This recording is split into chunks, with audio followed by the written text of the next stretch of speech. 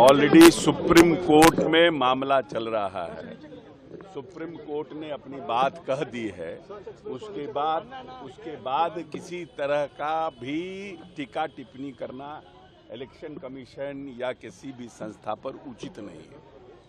अब किन्हीं को ये लगता हो जब उनकी सरकार बनती है, उनके लोग जीतते हैं, तब उनको नहीं लगता है इलेक्शन कमीशन खराब है।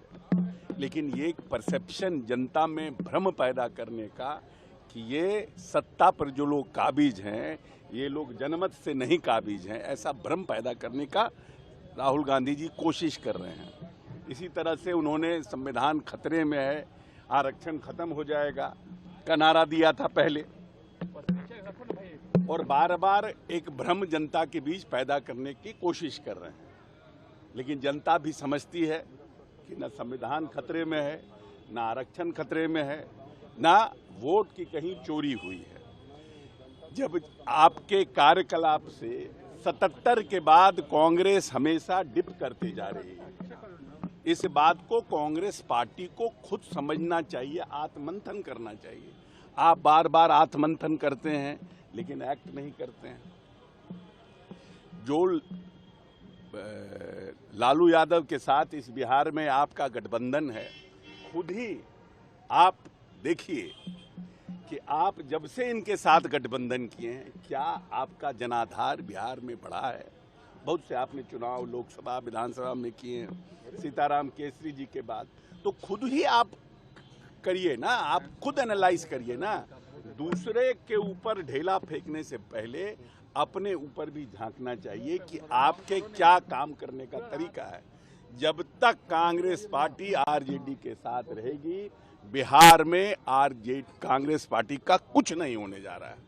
और इस बार बुरी तरह से ये तो गनीमत मनाइए कि नीतीश कुमार जी ने 2015 में 41 सीटें दी और कम से कम 8-10 सीटिंग अपने एमएलए का टिकट काट करके कांग्रेस को दिया।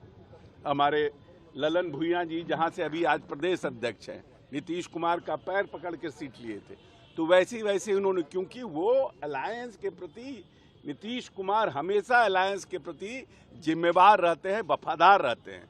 लेकिन कांग्रेस पार्टी जिनसे अलायंस करती है, अब आप नीतीश के साथ जब महागठबंधन में अलायंस किए तो 41 में आपको 29 सीट आया, और आप जब लालू यादव के साथ 70 में अलायंस करते हैं तो आपको कितनी सीटें आती है?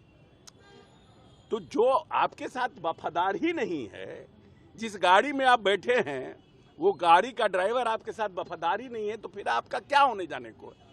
अब झूठ मूठ में इलेक्शन कमीशन को और उसको आरोपित करना हमको लगता है ये उचित नहीं। तेजस्वी यादव देखिए, ये बिहार में भी घूम के गए हैं। अब बिहार में तो कोई इसका प्रभाव उनके पूरे यात्रा का रहा नहीं। यही वोट चोरी या क्या क्या बोल के गए यहाँ पर। अब बिहार में लोग एनडीए के पक्ष में, नीतीश कुमार जी के पक्ष में, उनके काम में कहाँ कोई यात्रा यही न किए हैं। कोई असर दिख रहा है क्या?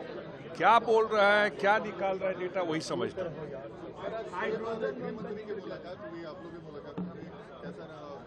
नहीं, बहुत बढ़िया मीटिंग रहा।